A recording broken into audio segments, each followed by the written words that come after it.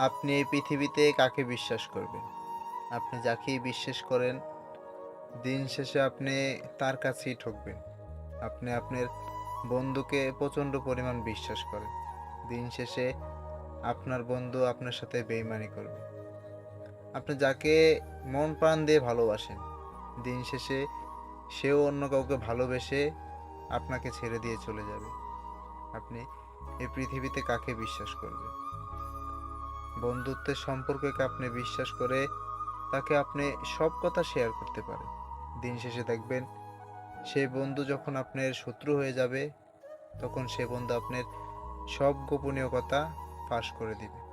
আপনার হাসি খুশি থাকা জীবনটাকে আপনার একটা বন্ধুই নষ্ট করে দিতে পারে।